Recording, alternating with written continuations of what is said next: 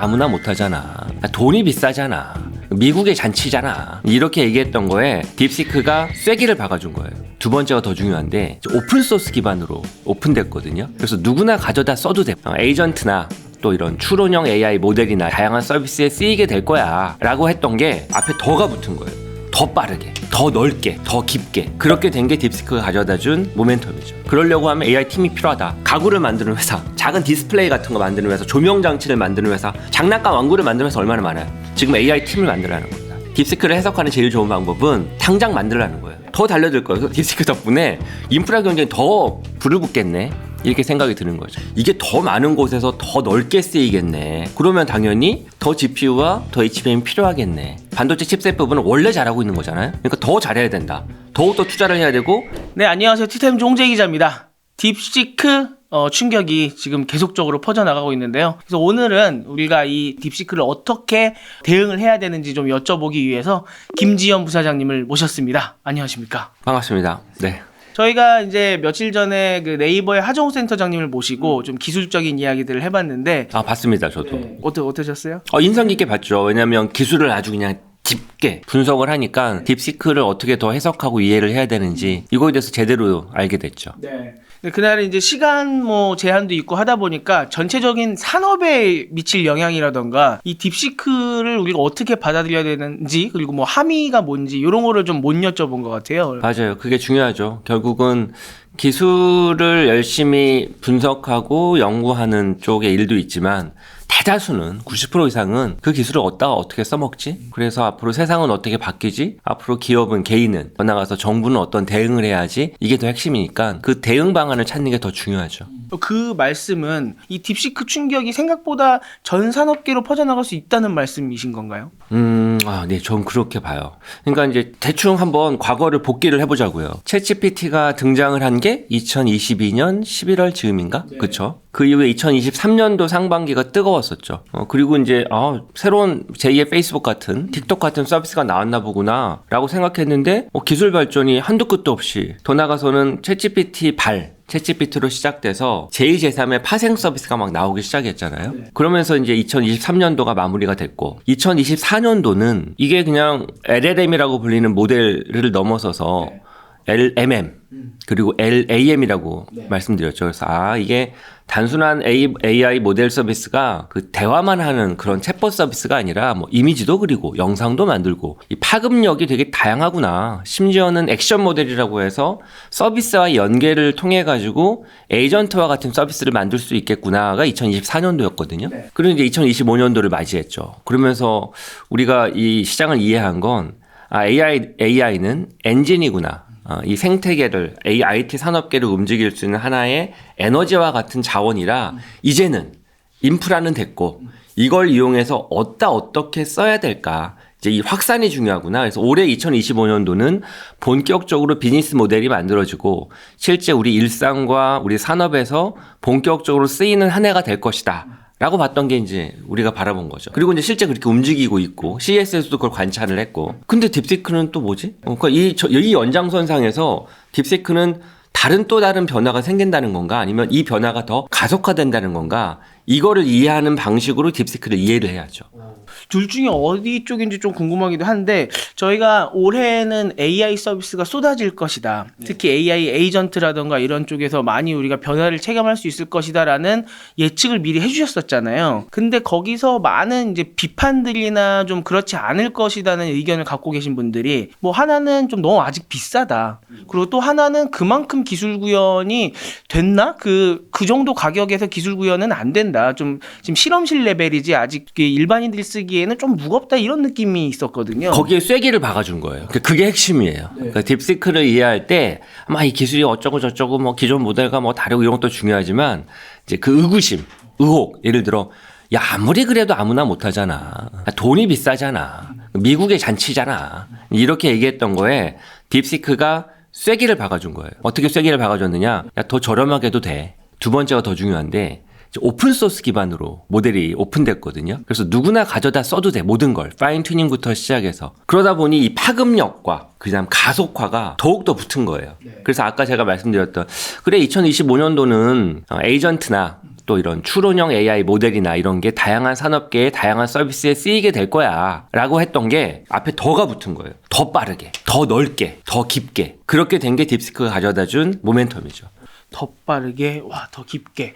그렇다고 하면은 의혹을 갖고 있었던 것들이 이제는 해소가 될 수 있다. 더 가속화될 수 있다라는 말씀이신데, 오늘은 그러면은 우리가 좀 크게 좀 봤을 때, 뭐, 우리 개인으로서의 어떤 변화가 있을지, 또 이 기술을 만드는 뭐 스타트업의 변화, 그 다음에 큰 기업들은 어떤 변화가 있을지, 또 우리 투자자시잖아요, 많은 분들이. 그래서 투자자 관점에서, 그리고 또 이제 더 넓게 보면은 정부의 관점에서 어떤 변화가 있을지 좀 예측을 해봐야 될 것 같은데. 생태계도 있어요. 생태계 관점도 있고. 예. 그러니까 여러 레이어로 이 딥시크 변화를 이해하고 그리고 대응 방안들을 찾아야 되는데 하나씩 풀어가 보죠. 하나씩 우선 정부 차원부터 한번 따져볼까요? 이게 정부 너무 넓은 것 같은데 이게 어떤 뭐 영향이 있는 겁니까? 딥시크가 정부에까지 영향을 미친다고요? 그렇죠. 그러니까 국가 대응이니까. 이건 이제 이렇게 봐야 되니까 미국이 AI를 핵심 축으로 반도체 그리고 AI와 관련된 LLM 모델 그리고 클라우드 베이스의 생태계부터 해서 모든 걸 지배하려고 본격적인 성장세를 2년 전부터 추구하고 있잖아요. 근데 그거를 중국 너희들은 안 돼. 미중 분쟁 속에서 그러면서 이제 반도체 규제까지 하고 있잖아요. 네, 일부러 GPU를 제일 좋은 거 못 쓰게 한다거나. 그러니까요. 예, 그러니까 그래서 AI는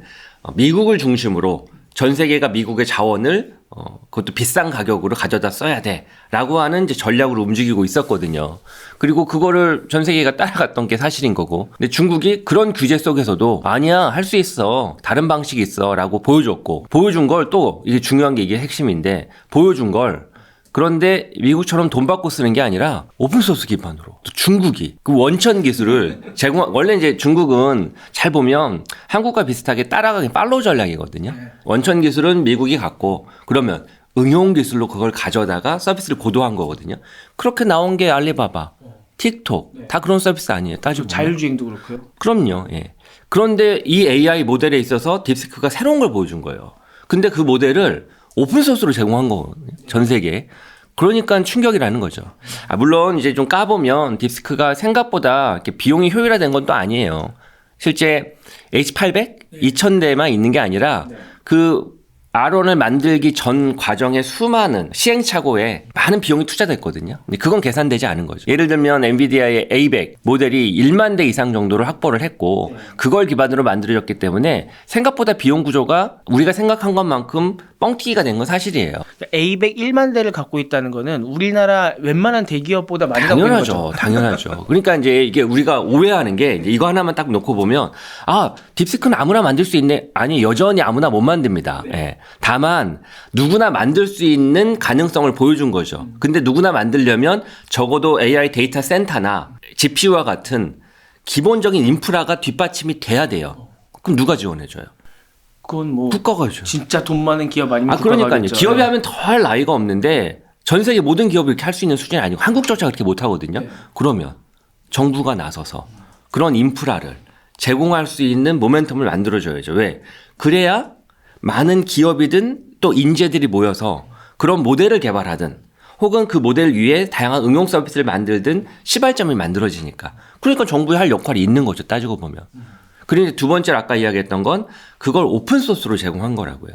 누구나 가져다 쓸 수 있는. 그 얘기는 물론 그 오픈소스가 공개됐으니까 전 세계가 가져다 쓰겠지만 중국에 있는 많은 인터넷 기업들, 스타트업들, 서비스들, 중소 다양한 산업 기업들 다 쓰겠죠. 그럼 또 다른 거기에서 제2, 제3의 확산이 이루어지는 거죠. 그걸 우리가 봐야 된다는 거죠. 그게 생태계고 따지고 보면. 그게 정부의 역할인 거죠. 미국 같은 경우 지금 이 딥시크가 나오면서 충격파가 퍼지니까 이 뭐 오픈 소스를 조금 제한할 수도 있다. 미국에서 해외로 많이 못 나가게, 특히 중국이 못 쓰게, 이런 뭐 이야기들도 나오잖아요. 근데 중국이 딥식을 선두를 해서 필두로 해갖고 이제 오픈 소스를 풀면은 뭐 미국이 그렇게 하든 말든 상관없이 중국은 또 퍼져나갈 수 있다는 거잖아요. 저는 그래서 시장이 다변화된다고 보는 거예요. 그러니까 미국 중심의 그 폐쇄적인 모델을 물론 메타의 라마가 오픈소스로 제공하고 있었긴 했었죠. 하지만 제한이 많이 있었죠. 첫 번째 성능의 제한이 있었고 그리고 모든 걸 오픈한 건 아니었거든요. 어쨌든 문구에 보면 라마를 가져다 쓰는 과정의 상용화 버전에는 라마의 허락을 받아야 되거든요. 메타에. 그런 제한이 있었어요. 근데 그 제한이 사실 중국 서비스는 또 풀린 거거든요. 근데 그런 측면에서 봤을 때는 시장이 다변화된 거죠. 하나만 있는 게 아니라 그리고 미국에 또 오픈소스 2개만 있는 게 아니라 제3, 제4의 혁신이 만들어진 거죠. 선택지가 생겼네요. 그리고 더 중요한 거는 이거예요. 매기 효과라고 하죠. 경쟁이 본격화된 거예요. 그러면 제2의 딥시크는 없을까요? 제3의 딥시크는 없을까? 당연히 있겠죠. 실제로 그 프랑스의 미스트랄 AI가 거기도 2년도 안 된 기업이라고요. 거기가 딥시크가 그렇게 서비스 R1을 오픈소스로 공개하자 바로 이어서 새로운 모델을 SLM으로 이건 좀 달라요. 추론 모델이 아니라 그 소형 파라미터를 기반으로 해서 경량화된 모델로 일반 디바이스에 온디바이스에 탑재할 수 있는 SLM을 또 오픈소스로 공개했거든요. 심지어 챗GPT는 O3 미니를 공개했잖아요. O1보다 추론 성능이 조금 더 좋고 그리고 가격은 훨씬 더 가성비가 좋거든요. 왜? 경쟁을 하니까. 원래는 O3가 O1처럼 속도로 나왔으면 올해 말이나 나올 수 있다 그렇게 봤었죠. 그게 매개 효과라는 거죠. 근데 그러면 그들만의 경쟁일 거냐? 제3, 제4의 누군가가 또 제2의 딥시크를 꿈꿀 거 아니에요. 와, 그러니 이 시장은 더욱더 가속화된 거죠. 다변화되고 가속화된 겁니다. 다변화되고 가속화되면 당연히 보편화되죠. 누구나 가져다 쓸 수 있는 구조가 실제 허깅페이스나 깃허브나 이런 데 가면 이미 벌써 R1을 활용한 제2, 제3의 다양한 AI 모델들이 막 쏟아지고 있거든요. 수백 개예요. 그럼 그걸 가져다가 또 새로운 형태의 서비스를 만들 거 아니에요. 그러니까 이 매개 효과 덕분에 생태계가 더욱더 두터워지고 더욱더 깊어지고 확산되는 거죠. 그래서 아까 드린 말씀처럼 2025년이 AI 서비스의 원년이 될 거라고 했는데 맞아요. 일부는 아직도 그럼에도 불구하고 비싸지 않냐 의혹이 있었는데 그 의혹을 말끔히 없애버린 거거든요. 딥시크가. 그렇게 바라봐야 된다는 거죠. 정부적인 관점으로 봤을 때 이 미국은 1등을 하고 있으면서도 지금 뭐 스타게이트인가요? 엄청난 돈을 투자해서 뭐 데이터 센터를 만들어서 지원을 하겠다. 거의 뭐 한국의 1년 예산에 가까울 정도의 700조인가요? 네, 천조국이 역시 보여줄 수 있는 그 스케일로 지금 한다고 벌써 발표를 했고 또 외국 보면 아까 미스트랄 말씀해 주셨듯이 프랑스도 선두주자가 있는 거잖아요. 미스트랄이라고 하는. 그다음에 또 캐나다도 뭐 코이어 같은 데가 있고 한국도 보면은 뭐 SK도 있고 그다음에 네이버도 있고 SK텔레콤의 에이다덱스도 있고 네이버 하이퍼클로버도 있고 LG 뭐 엑사운도 네, 있고 엑사운도 있고 쭉 이렇게 각국별로 뭔가 대표 주자들이 지금 한 몇 개씩 있어서 달려나가고 있는데 각국이 그런 생태계를 만들기 위해서 이제는 노력들을 하겠네요. 그러니까 각국의 전략이 다 다를 건데 이제 저희야 뭐 당연히 한국에 관심을 가질 수밖에 없죠. 이런 관점에서 보면 좋을 것 같아요. 그러니까 우리 한국이 가지고 있는 현재까지 AI 생태계에 있어서의 와 그래도 잘하고 있다라고 하는 건 HBM이거든요. SK 하이닉스 HBM 맞죠? 그거는 예. 세계에서 지금 제일 잘 나가고 그럼요. 있으니까. 거의 독점적인 거니까요. 엔비디아의 GPU와 함께 HBM 독점적으로 AI 생태계에서 맨 하부 구조, 맨 아래 레이어죠. 인프라 쪽을 담당하고 있잖아요. 인프라에서도 맨 밑에 있는 반도체 칩셋을 잘하고 있죠. 더 잘 될 거고 더 잘해야 돼요. 이쪽은. 왜? 딥시크가 이게 되게 중요한 포인트인데 투자자 관점에서 중요한 포인트예요. 딥시크가 AI 모델을 더 저렴하게 잘 만들 수 있대. 그러면 HBM이 안 팔릴 거야. GPU가 안 팔릴까요? 이런 추론이 될까요? 아니죠. 더 잘 팔릴 거예요. 그렇죠. 더 많이 하겠죠. 왜 그럴까요? 그게 중요해요. 왜 그럴까요? 아까 말씀하신 것처럼 보편화가 이루어지면 맞아요. 그게 훨씬 더 많은 회사들이 맞아요. 달려있죠. 그게 정확합니다. 제본스의 역설이라고 경제학자가 말한 게 석탄이 너무 많이 쓰이네. 네. 지구 환경이 나빠질 것 같아. 좋아. 그러면 석탄을 더 적은 석탄으로 더 땔감을 많이 쓸 수 있는 효율을 높일 수 있는 거가 어떤 기술이 개발됐다고 쳐봐요. 그럼 석탄이 덜 쓰일까요? 적게 써도 열 효율이 높으니까 더 싸질 거고 더 많은 많이 사람이 쓰죠. 쓰겠죠. 그래서 이게 역설이에요. 그래서 석탄이 더 많이 소비가 되는 거예요. 거꾸로. 이게 제본스의 역설이거든요. 똑같습니다. 맞아요. 딥시크 때문에 그래 더 저렴하게 더 적은 비용을 들여가지고 운영할 수 있는 기술이 나왔다. 그러면 사람들이 더 적게 쓰냐? 사람들 욕심은 끝이 없어서 더 많이 달라붙을 거고 그리고 이 좋은 기술, 효율이 높은 기술로 당연히 더 좋은 GPU를 쓰면 속도가 더 빨라질 거 아니에요. 그럼 당연히 시간을 절약해 줄 수 있고 성능은 더욱더 고도화되고 더 잘 팔릴 겁니다. 그 얘기는 한국 반도체는 더더욱 잘 될 수 있는 기회가 커지는 거죠. SK 하이닉스도 잘 될 거라고요. 삼성전자도 더 좋은 HBM 제2, 제3의 메모리를 자꾸 만들어야 된다고. 이 시장은 커질 거거든요. 더 달겨들겠네요. 더 달려들 거예요. 그래서 저는 오히려 이제 인프라 경쟁은 대충 끝났다. 끝났고 이제는 서비스에서 내실을 키워야 된다라고 생각했는데 딥시크 덕분에 인프라 경쟁이 더 불을 붙겠네. 이렇게 생각이 드는 거죠. 그러니까 시간이 좀 걸릴 줄 아셨는데 이게 지금 뭐 모델 개발하고 이런 쪽에 쓰이는 인프라는 어느 정도 된 줄 알고 이제는 조금 시간이 지나서 AI 서비스가 막 터져 나올 때 그때 또 다시 한번 도약을 하겠지. 그 텀이 있을 줄 알았는데 그 텀 없이 그냥 바로 간다는 거잖아요. 딱 그거예요. 그러니까 딥시크를 그렇게 해석을 해야 되는 거예요. 아, 이게 더 많은 곳에서 더 넓게 쓰이겠네. 그러면 당연히 더 GPU와 더 HBM이 필요하겠네. 그리고 추론용 GPU도, NPU도 더욱더 많이 쓰이겠네. 그러면 이제 우리 한국은, 한국 정부의 대응이나 한국 정책적 대응은, 아, 반도체가 더 잘 될 거네. 반도체 쪽 부분을 더욱더 고도화하고 더욱더 가속화해야 되겠네. 예, 계속 돈을 벌어줄 거니까. 이게 1번이고요. 2번 부분은, 그럼 이제 아까 얘기했던 것처럼 더 좋은 AI 서비스, 뭐 딥스크를 기반으로 한 또 다른 다양한 형태의 막 서비스가 나올 거 아니에요. 그럼 뭐가 필요하죠? 이걸 운영하기 위한 데이터 센터는 계속 필요해요. 그러니까 반도체 칩셋 위에 있는 게 이 반도체 칩셋을 기반으로 해서 서버를 만들고, 서버를 만든 걸 데이터 센터 안에 큰 렉에다가 쌓아서 다양한 형태의 자원을 집어넣고, 거기에다가 에너지 자원을 꽂고, 그리고 운영하면서 설비를 하면서 냉각 솔루션이 필요하고, 그리고 안에 클라우드가 들어가고, 그러면서 이제 LLM 모델이 이 안에서 운용되면서 AI 서비스가 여기를 뽑아가는 거거든요. 그럼 데이터 센터는 필요한 거예요. 그리고 갈수록 더 커지는 거고. 반도체 칩셋이 많이 팔린다는 얘기는 그 반도체 칩셋을 운용하기 위한 설비도 많이 필요하다는 거거든요. 그리고 AI 서비스가 보편화된다는 얘기는 데이터 센터의 인프라도 더욱더 많이 필요하다는 얘기예요. 그럼 데이터 센터도 중요한 거죠. 그래서 두 번째로 한국 정부는 한국에 있는 AI 서비스를 위해서라도, 게다가 또 한국의 AI 서비스 생태계가 더욱더 두터워지려고 하면, 더 많은 서비스가 혁신을 만들어내려고 하면 인프라가 있어야 된다고요. 그렇죠. 기반이 있어야, 뭐 땅이 있어야 밭을 뭐 땅도 있어야 되고요, 전기 에너지도 있어야 되고요, 거기 안에 컴퓨팅 인프라도 있어야 되고, 그게 운용이 돼야 되거든요. 그러려고 하면 당연히 한국 정부에서 데이터 센터와 인프라와 관련된 투자를 더욱더 공격적으로 해줘야죠. 그래야 더 많은 서비스 생태계가 만들어질 테니까. 두 번째는 그래서 정부의 역할은 데이터 센터를 더욱더 확충하는 겁니다. 그 안에는 컴퓨팅 인프라, 말씀하셨던 로케이션, 위치, 지역, 그리고 에너지 자원 다 필요하니까. 그리고 여기는 그만큼 이해관계자가 많아요. 당연히 여기에서 새로운 사업도 창출될 수 있죠. 두 번째는 그렇죠.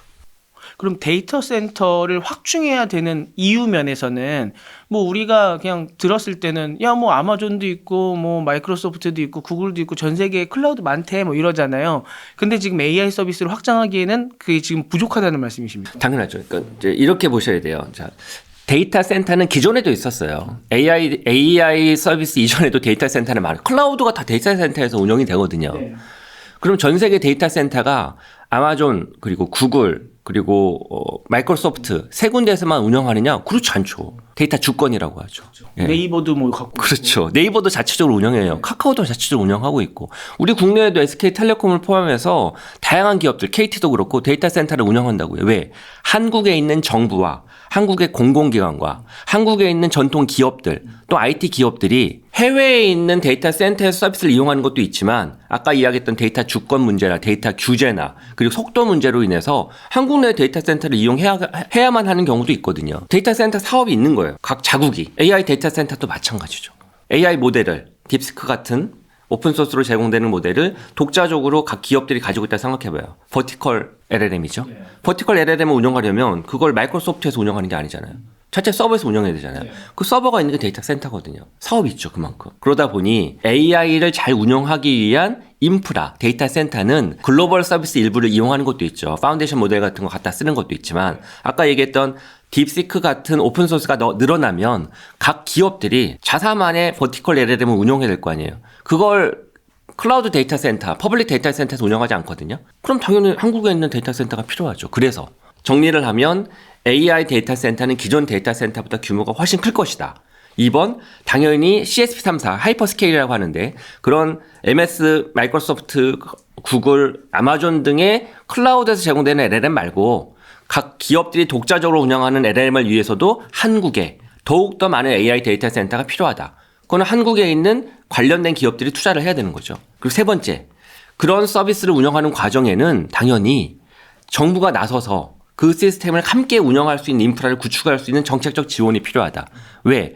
한국의 AI와 한국의 전통기업의 서비스를 운영해서도 그렇지만 더 중요한 건 데이터 센터 그 자체가 큰 사업이거든요. 이해관계자가 너무 많아요. 그 안에 들어가면. 마치 예전에 댐 건설하듯이. 아, 그렇죠. 댐보다도 규모가 더 크죠. 지속적으로 그 안에 생각을 해보세요. 데이터 센터 안에 뭐가 있는지. 아까 말씀처럼 장소가 있어야 되고요. 건설이 들어가죠. 또한 그 안에 컴퓨팅 인프라가 들어가야 되잖아요. 서버부터 시작해가지고 렉, 그리고 데이터 홀, 그리고 전기 설비가 들어가잖아요. 그러면 전기를 끌고 와야 되잖아요. 그리고 AI 데이터 센터는 어마어마하게 많은 수전이 필요하거든요. 그럼 수전 공급을 위해서 기존에 있었던 한전통에서 제공하는 그리드만으로 부족할 수 있거든요. 그럼 친환경 에너지 또 들어가야 되고 태양광, 수력 다 들어가야 되잖아요. 다 이해관계자 사업이거든요. 게다가 엄청나게 열이 많이 들어간다고요. 네. 그럴 거 아니에요. GPU가 들어가는데 얼마나 많은 열이 발생합니까? 냉각 솔루션 들어가야 되죠. 그걸로 끝인가요? 그 안에 클라우드 들어와야죠. 아까 얘기했던 건 LLM 들어와야죠. 서비스가 운영되다 보면 당연히 잘 운영하기 위해서 인력 들어가야 되죠. 그러니까 어마어마한 생태계라고요. 데이터 센터 자체가. 그러니 당연히 한국의 산업 발전을 위해서도 비즈니스 기회 창출을 위해서도 한국의 정부가 적극적으로 이런 데이터 센터 인프라를 구축하고 운영할 수 있는 그런 컨소시엄을 구성하거나 지원책이 필요하죠. 이게 두 번째 한국 정부의 대처 전략이죠. 말씀 들어봐도 어마어마한데 이게 외국 기사들을 봐도 요새 이 데이터 센터를 짓는 거는 짓는데 이 전기를 어디서 끌어오느냐, 그다음에 이 환경 문제는 어떻게 하느냐, 이런 것 때문에 지금 빅테크들도 엄청 골머리를 앓고 있더라고요. 이거는 진짜 정부 차원에서 나설 수밖에 없는 게 아까 말씀해 주시는 건설 그다음에 컴퓨팅 인프라 전기 설비 그다음에 에너지 어디서 끌고 오냐, 열 발생 냉각 어떻게 하냐, 이 정도면은 거의 제철소급 아닙니까? 그렇죠. 맞아요. 그래서 정부 정책이 적극적으로 지원이 돼야 되고 그거는 아까 설명드린 것처럼 데이터 센터 그 사업의 생태계만을 위해서 한 게 아니라 이걸로 파생되는 IT와 AI 쪽 관련된 서비스까지도 이어지기 때문에 이건 큰 비즈니스적인 효과가 있죠. 그리고 세 번째도 있어요. 세 번째는 아까 첫 번째 뭘 말씀드렸죠? 반도체 칩, 그렇죠. 칩. 두 번째 데이터 센터. 세 번째 이제 AI 서비스죠. 서비스. 한국에 잘 이렇게 한번 머릿속으로 떠올려 보시면 스마트폰, 모바일 서비스 등장하면서 주목받은 서비스들 있죠.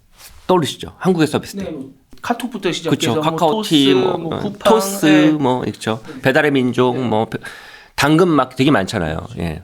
모바일 덕분에 성장한 서비스들이고 그게 어쨌든 한국에 또 큰 주춧돌이 되고 있잖아요. 네. 예. 그리고 해외 서비스도 물론 모바일 앱에서 이용 중이지만 이들 서비스가 한국을 지키고 있는 거잖아요. 네. 예. 세 번째도 똑같아요. 좋은 반도체 칩셋, 좋은 데이터 센터, 그리고 그 안에 얹히는 좋은 LLM 이런 것도 물론 중요하지만 이제 궁극적으로 중요한 건 서비스라고요. AI 서비스. 제1의 네이버, 제2의 카카오처럼 제3의 AI 서비스도 중요하다고요. 즉 이제 세 번째는 딥시크를 통해서 AI 모델이 오픈 AI만 있는 게 아니구나. 메타의 라마만 있는 게 아니라 또 딥시크와 같은 모델들이 있는구나.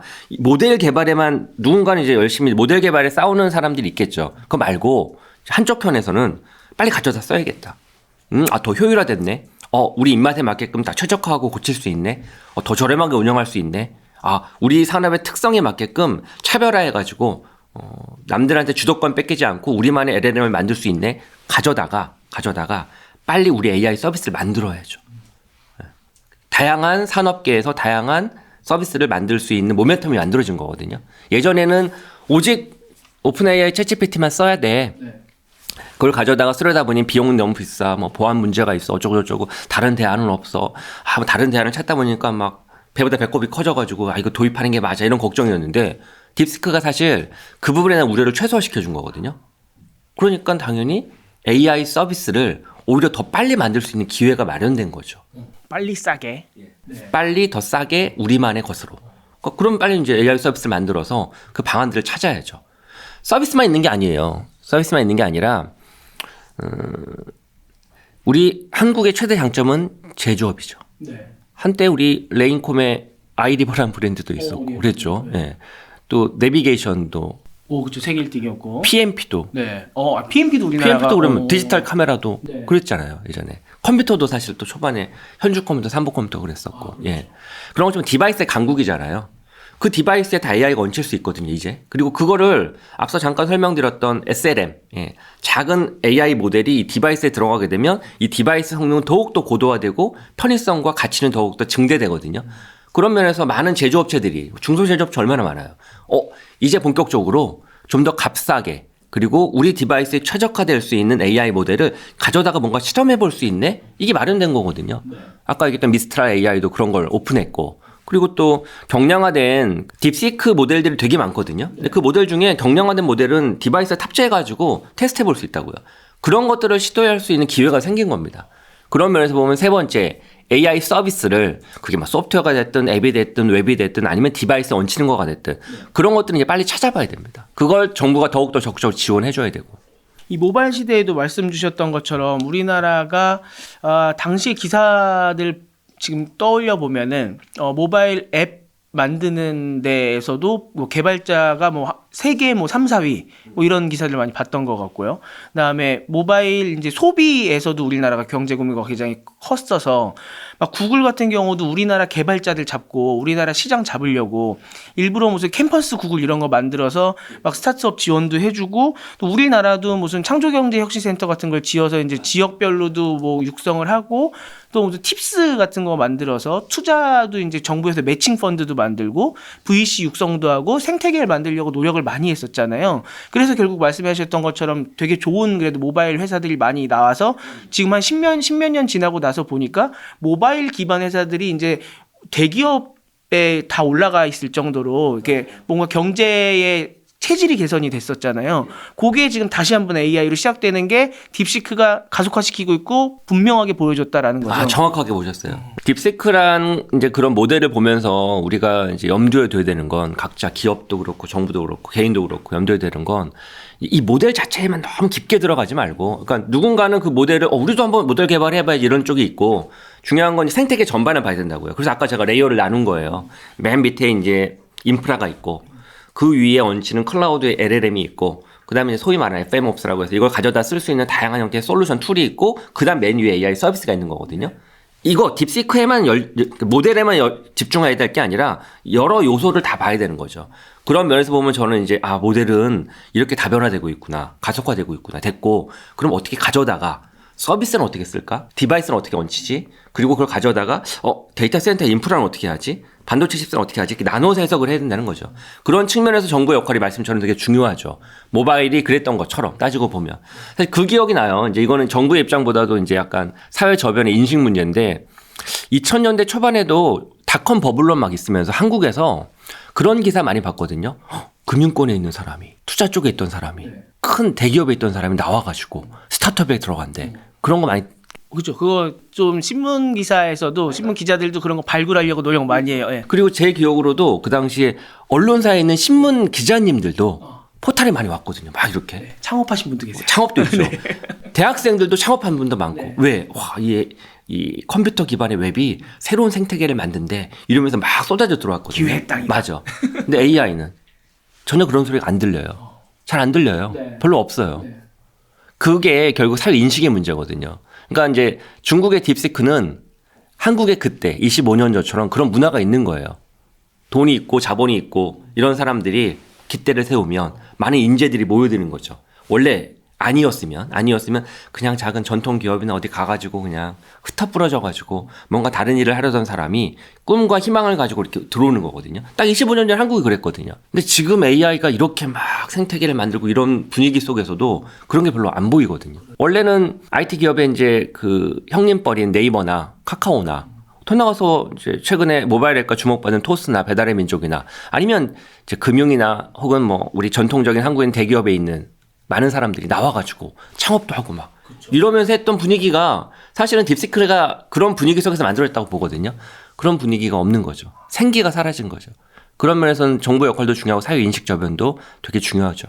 딥시크를 보면서 그런 걸 해석을 해야 된다는 거죠. 꼭 같은 모델을 개발하는 게 아니라 그런 사회 인식 저변 기반으로 제2, 제3의 또 혁신이 만들어지거든요. 그게 새로운 서비스를 만들어서 모바일에서 한국을 또 이렇게 만들었던 것처럼 그런 분위기가 형성돼야죠. 생각해보면 그때는 이제 스마트폰과 우리나라 내에서만 지킬 수 있는 서비스들이 그 모바일 시대를 이끌어 갔다고 하면은 지금 뭐 여러 레이어 중에서 일단 최하단에 있는 가장 기반이 되는 HBM은 뭐 하이닉스가 잡고 있고, 그다음에 그 위에 여러 가지 뭐 AI 서비스, 그다음에 뭐 옵스, AI 옵스 뭐 여러 레이어들이 있으면, 예전에 클라우드 시절이나 모바일 시절에도 그 레이어들이 각각 있으면 그 중에 우리는 한 2개 정도만 잡았던 거잖아요. 근데 이제 AI 시대는 더 여러 곳으로 뻗어 나갈 수도 있는 거고, 글로벌적으로 반대로 뺏길 수도 있는 거잖아요. 당연하죠. 경쟁이 그만큼 치열해진 거죠. 그리고 수직 계열화되는 부분도 없잖아 있고, 사실 예전에는 앱 개발하는 회사는 앱만 개발하고, 클라우드는 클라우드만 하고,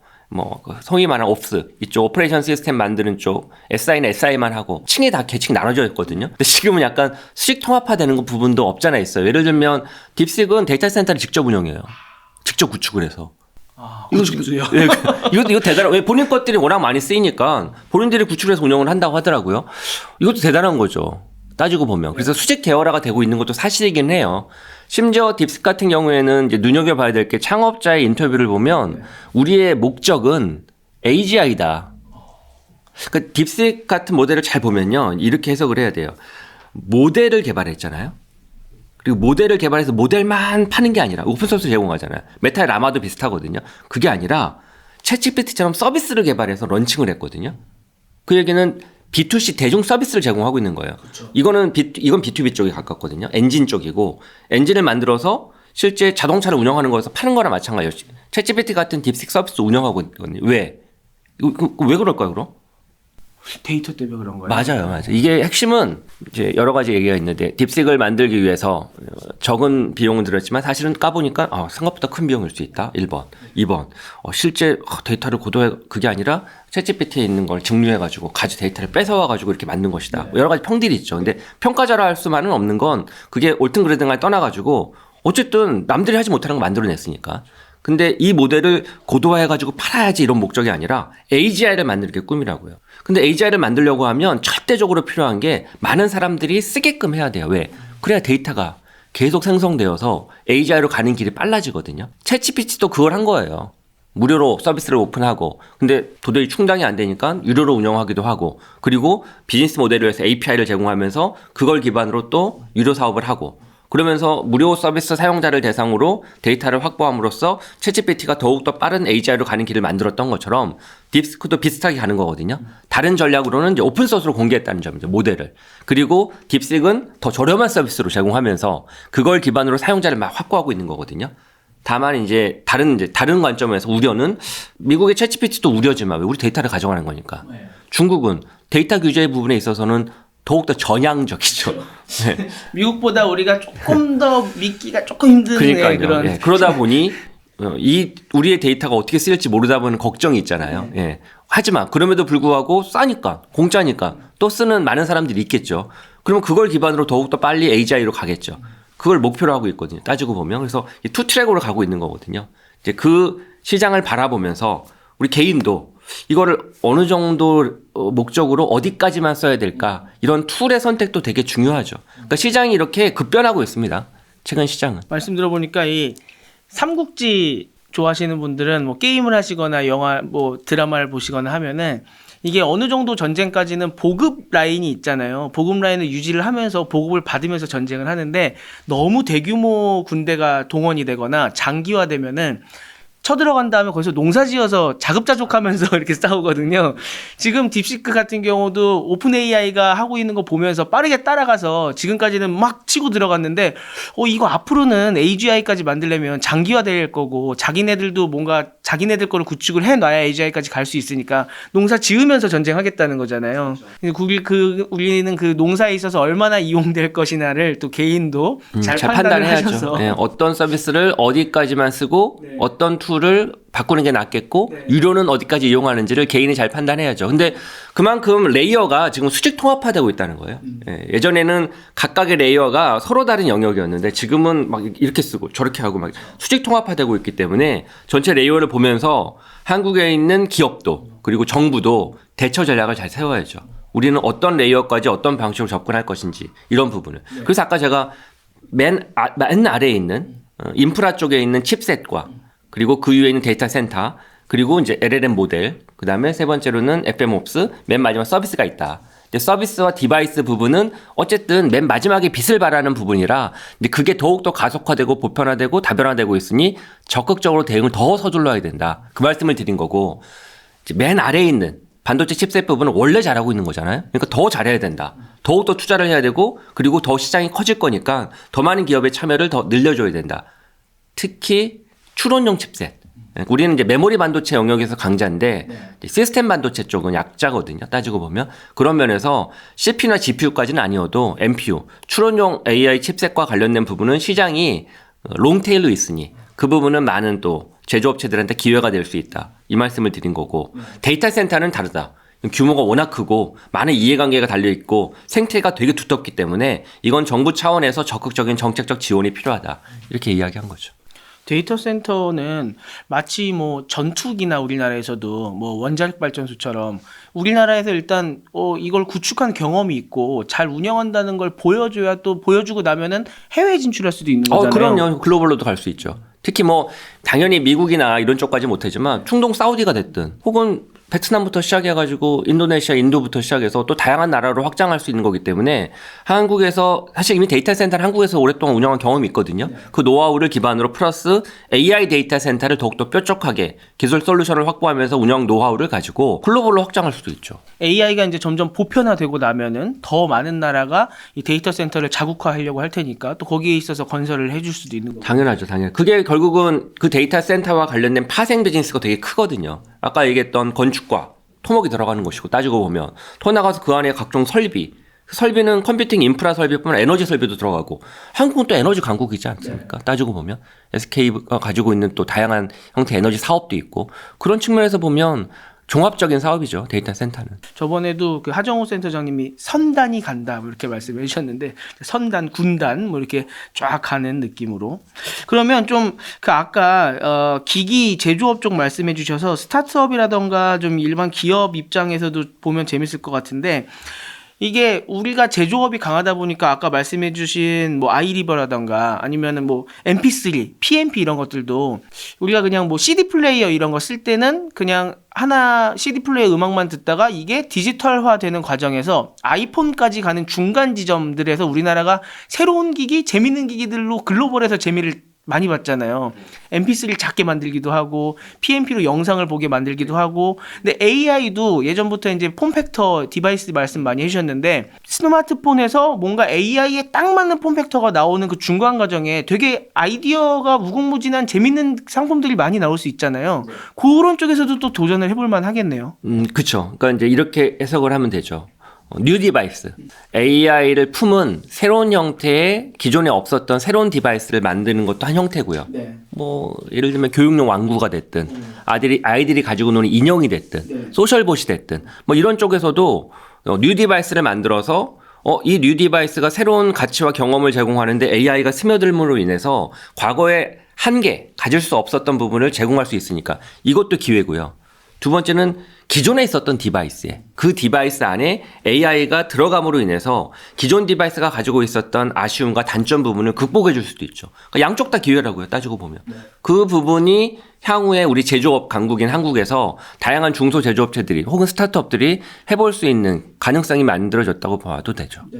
그러니까 기존 디바이스의 혁신이라던가 기존 디바이스의 보안 같은 경우는 사실 작년에도 많이 이야기는 나눴었는데 앞으로 이렇게 될 것이다. 그러니까 그런 시대가 올 것이다. 빨리 준비해야 된다라고 말만 했는데 다시 한번 얘기하지만 딥식의 매기 효과로 인해서 와 이게 더욱더 빨라질 수 있겠네. 시도해 볼 수 있겠네가 된 거거든요. 그런 면에서 보면 제가 이제 과감하게 이야기하고 싶은 건 제조업을 하고 있는 많은 이제 기업들, 특히 B2C 쪽 관련된 디바이스를 만드는 기업이면 AI 팀을 만들어야 돼요.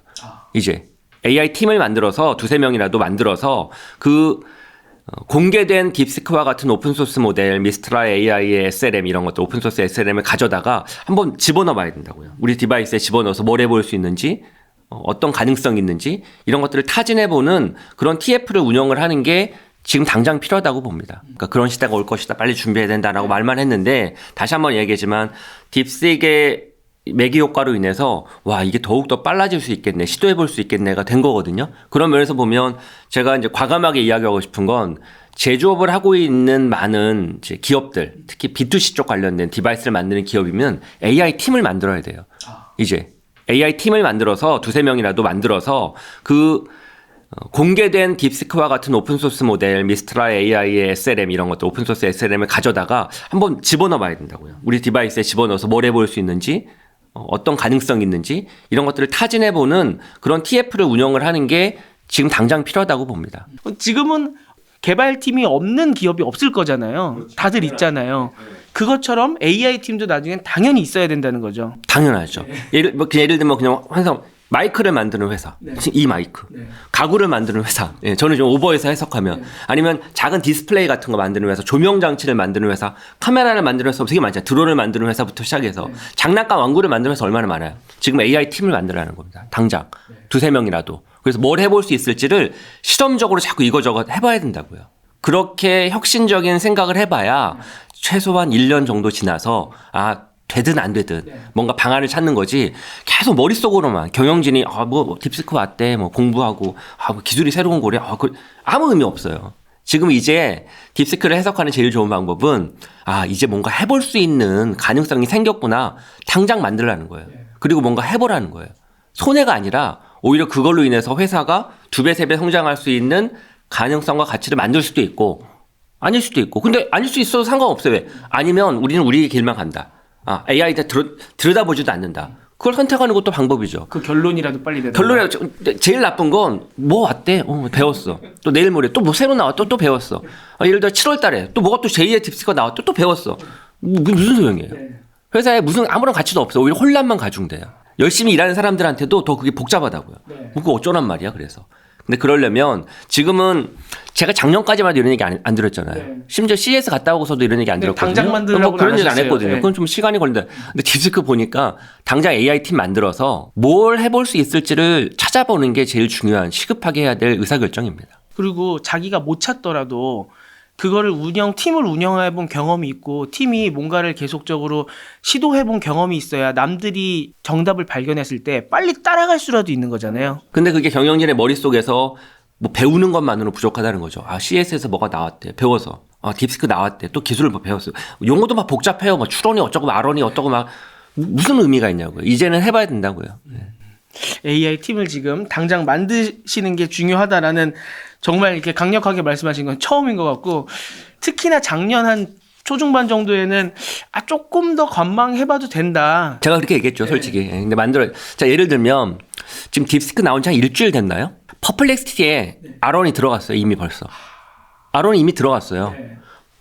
일주일도 안 됐는데요. 퍼플렉시티에서 이렇게 검색 대응하잖아요. 예전에는 연구 중입니다. 뭐 프롬프트를 재해석했습니다. 끝이거든요. 지금은 끝나고 나서 바로 R1으로 추론 중입니다. 그래서 오늘 오전에 이미 적용됐어요. 그래서 R1으로 재정리를 해가지고 딱 답을 토해내는데 기존보다 훨씬 더 완숙된 결과가 나오거든요.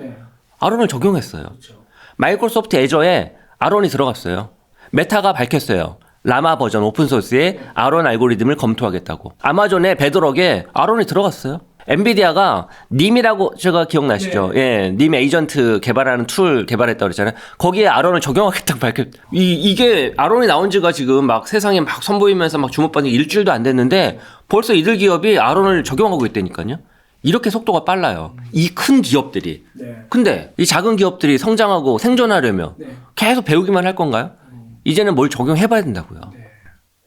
특히나 지금 아마존, 마이크로소프트, 뭐 퍼플렉시티, 지금 엔비디아가 이미 다 아론 넣을 거라는 얘기를 하고 있는 이 가운데 우리는 중국 거라 못 믿어 지금 이러면 안 되네요. 안 돼. 지금 그리고 못 믿을 것도 없는 게 그냥 가져다가 그러니까 딥시크를 쓰라는 게 아니라 그 아론의 오픈소스 가져다가 내가 내 모델을 개발하건 거기를 내 그냥 기본적인 내 서버에다 집어넣고 뭘 해볼 수 있는 거지. 그걸 딥시크를 그대로 쓰라는 게 아닙니다. 보안 문제가 전혀 없어요. 그냥 오픈소스 가져다가 내가 내 걸 쓰는 건데. 내 맥북에도 설치가 가능한데요. 심지어 라즈베리 파이에도 기초 모델 가져다가 이거저거 테스트 해볼 수 있다고요. 그렇게 테스트를 해보라는 겁니다. AI 팀을 만들어서. 뭘 해볼 수 있을지를. 그거 있으려면 AI 팀이 있어야 된다. 기업, 스타트업 말씀을 주셨고요. 그럼 좀 마지막으로 이 투자자 관점에서는 좀 어떤 기준이나 줏대가 좀 있어야 될 것 같거든요. 지금 보시는 분들이야 뭘 사세요를 기대하시겠지만 저희는 이제 그런 거를 분석할 수 있는 지금 방송은 아니다 보니까 어떤 줏대를 갖고 앞으로 이 시장을 바라보셔야 되는지 그거를 한번 좀 여쭤보고 싶어요. 이제 정확히 보면 이렇게 피라미드로 보시면 돼요. AI 사업이 앞으로 1, 2년, 3, 4년 지나면서 더욱더 커질 거라는 믿음에 변함이 없죠. 네. 확실하죠. 그럼 뭐 누구나 아마 확실히 점점 커지고 있습니다. 2년 전까지만 안 그랬거든요. 되는 거야? 이거 중간에 실패하면 어떠는 거야? 이랬는데 블록체인인가 메타버스인가 뭐 이런 얘기도 하고. 그렇죠. 이거는 그냥 뭐 거의 확실해요. 이제는 더 가속화가 붙는구나, 더 보편화되는구나 정도이지. 자, 그러면 이제 이렇게 봐야 된다고요. 삼각 피라미드 구조에서 맨 밑에 있는 쪽은 더욱더 필요할 거예요. 근데 맨 위에 꼭대기는 아까 AI 서비스가 꼭대기거든요. 네. 꼭대기는 다 잘 되는 게 아니라 많은 사람이 시도하지만 그중에 아주 일부만 잘 되는 거고 맨 밑에는 다 잘 될 거라고요. 맨 밑에는. 왜? 인프라는 계속 필요하니까. 에너지는 어디든 계속 필요할 거거든요. 네. 그래서 맨 아래 반도체 칩셋이나 아니면 서버를 만드는 기업이나 아니면 데이터 센터를 사업하는 쪽이나 그쪽은 이제 계속 잘 될 수밖에 없죠. 그리고 여기는 투자도 규모도 엄청 크거든요. 그리고 이미 잘 되는 기업이 눈에 보여요. 다만 수익률은 적겠죠. 점점 적어질 수는 있죠. 당연히 그렇죠. 맨 아래는 안정적이다. 로우 리스크, 뭐 미들 리턴 정도 되는 거고 맨 위에 꼭대기는 하이 리스크 하이 리턴이죠. 그럼 여기가 어떤 기업이지를 보려고 하면 아까 얘기했던 AI 팀을 만들어서 AI 서비스를 이거저거 해보려고 하는 기업. 왜? 적어도 그러려는 기업은 시행착오가 있다 하더라도 그 경험 기반으로 더욱더 잘할 것이 명확하기 때문에 그런 면에서 맨 위에 있는 맨 위에 있는 건 산업별로 다 다를 거예요. 쇼핑 쪽에서는 그럼 이래 커머스 쪽에서는 금융 쪽에서는 제조업 쪽에서는 디바이스를 만드는 또 장난감 완구회사 쪽에서는 각각의 기업에서 적어도 AI 팀을 만들었는지 AI로 뭘 해보려고 하고 있는지 언제부터 했는지 그 서비스 시제품이 뭐 나왔는지 이걸 보고 투자하면 좋죠. 예전에 모바일 때도 좀 일찍부터 모바일 앱도 만들어 보고 뭐 모바일 서비스를 시도해본 회사들이 그래도 계속적으로 치고 나갈 수 있었거든요. 물론 시간이 한참 지나고 나서 그 회사들만 잘 됐냐고 하면 또 그렇진 않지만 그 회사들은 확실히 초반에 치고 나갈 수 있는 원동력은 있었거든요. 그런 것처럼 AI 팀을 만들어서 지금 대응을 하고 있거나 아니면 뭐 AI 관련해서 막 컨퍼런스 주최를 하고 막 관심을 갖고 있다거나 2등, 3등이더라도 1등을 이겨보려고 지금 AI 투자를 하고 있다거나 좀 이런 회사들을 눈여겨보시면 되겠군요. 그렇죠. 맨 위에는 그래서 하이 리스크 하이 리턴이고 발견하기 힘들어요 사실인데 여기는 맨 아래는 로우 리스크 미들 리턴이고 가운데도 있긴 하죠. 그럼 가운데는 어디냐? LLM 만드는 쪽은 아니고 FMOps. 왜냐하면 많은 기업들이 맨 위에 다 잘 되진 않지만 많은 기업들이 그래 좋아 그러면 AI를 뭘 도입해 볼까라면 팀을 만든다 하더라도 부족할 수밖에 없거든요. 그럼 아웃소싱 할 거 아니에요. 어디에? AI를 잘하는 SI 기업에.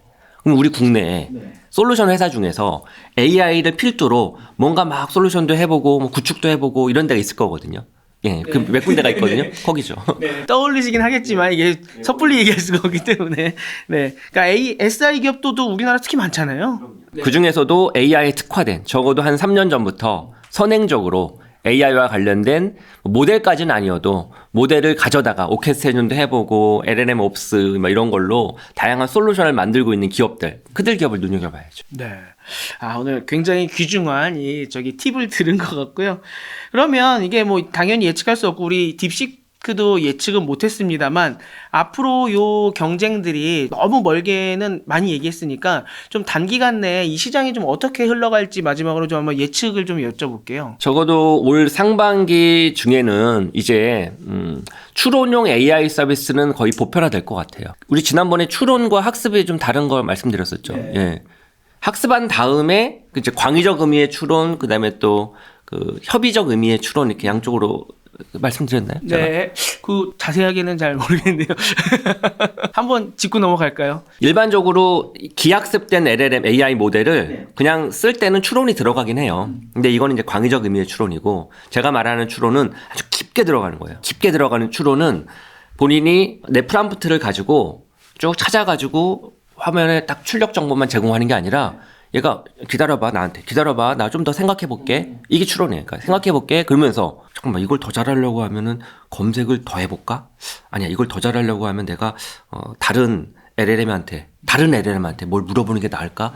이걸 내가 주인이 던진 프롬프트보다 더 잘된 결과물을 내기 위해서는 API를 뭔가 호출해볼까? 이메일을 한번 뒤져볼까? 이게 추론이거든요. 예, 이게 이제 협의적 의미의 추론이거든요. 이게 더욱더 가속화될 거라는. 가속화된다는 의미는 AGI 세상이 더 빨리 올 수도 있겠구나. 이 의미.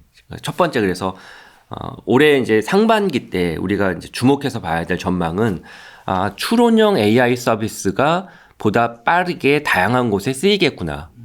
그래서 우리가 쓰는 많은 서비스들이 앱이 됐든 뭐 웹이 됐든 더 좋아지겠구나. 그 얘기는 다른 말로는 추론을 잘 활용하려고 하는 노력들이 솔루션들이 더욱더 빛을 발하겠구나. 그래서 제가 지난번 CS 때 님과 네모 막 이런 솔루션 얘기했잖아요. 그런 프레임워크나 그런 툴들도 더욱더 두터워지고 다양하게 쓰여지겠구나. 추론을 여기저기서 많이 쓰이겠구나. 이게 우리가 주목할 점이고요. 네. 첫 번째. 두 번째 부분은 결론적으로 그래서 AI 에이전트가 더 당겨지겠구나. 에이전트가 작동되는 과정에 많은 툴들이 필요한데 솔루션도 필요하고 그중에 이제 기술적 요소 중에 하나가 추론이거든요. 추론이 잘 된다는 얘기는 에이전트의 완성이 더욱더 가깝게 된다는 거죠. 그런 면에서 하반기 때 AI 에이전트가 더 본격적인 경쟁이 시작되겠구나. 이런 것들이 좀 예상됩니다. 제가 좀 우스갯소리 섞어서 이야기한다고 하면은 메타가 워룸 만들었다고 하던데 사람이 특히 이 전문가들이 달라붙어서 야근을 엄청나게 하면은 평소보다는 뭔가 빨라지지 않겠습니까? 지금 딥시크 나오고 나서 뭐 빅테크부터 시작해서 다들 이거 어떻게 이걸 대응해야 되지 지금 엄청 골머리 앓고 계시고 또 이걸 통해서 지금 방송 보시는 분들 그다음 원래부터 연구하셨던 분들 기업들에서 우리 이거 어떻게 우리는 그럼 또 딥시크보다 더 치고 나갈 수 있지? 이런 고민들을 이제 야근의 밤을 지새우실 일이 많아질 것 같은데 그러다 보면 모든 건 다 당겨질 거고요. 또 경쟁할 거고 그러면 확실히 더 빨라지지 않을까. 오히려 AI가 사람 일을 덜어주는 게 아니라 더해주는 것 같은데 할 일을 더 많이 만들게 되는 것 같아요. 그래서 다행이네요. 네, 그래도 뭔가 일을 더 할 수 있게 만들어주고 거기서 수익 창출도 되고 아까 말씀해주신 뭐 데이터 센터 이런 거 건설하고 뭐 설비하고 하려고 하면은 정말 많은 또 회사들이 달라붙어야 되고 여기서 사업 기회를 발견을 하고 더 올라갈 수 있는 거잖아요. 더 가능성이 커진다고 봐요. 그러니까 제2의 모멘텀이 만들어진 거예요. 우리 예전 스마트폰처럼. 근데 그 기회가 모든 곳에 있지는 않을 거고 내가 하는 사업과 일치하지 않을 수 있는 거죠. 일치하게끔 만들어야죠. 그러려고 하면 AI 팀이 필요하다. 네, 오늘 굉장히 중요한 메시지였고요. 모바일 때도요. 우리는 모바일이랑 상관없어라고 생각하셨던 굉장히 많은 분들이 지금은 다 모바일이랑 상관이 있거든요. AI도 그거 필요성을 빨리 찾아내는 사람이 우리랑은 상관없을걸? 이라고 생각했는데 빨리 찾아내신 분들이 말도 안 되는 기업으로 성장할 수 있을 거고요. 그렇지 못한 분들은 이 세상 변했구나 이제 이러면서 나중에 이제 푸념을 하게 되지 않을까 생각을 해봅니다. 그게 확실히 더 가속화됐고 AI 팀이 필요하다라고 오늘 말씀을 해주셨고요. 아마 딥시크 때문에 다시 한번 느낀 거는 올해도 또 우리 부사장님을 자주 뵙지 않을까. 자주 뵐 수 있으면 좋겠습니다. 그럼 또 모시도록 하겠습니다. 반갑습니다. 감사합니다. 네.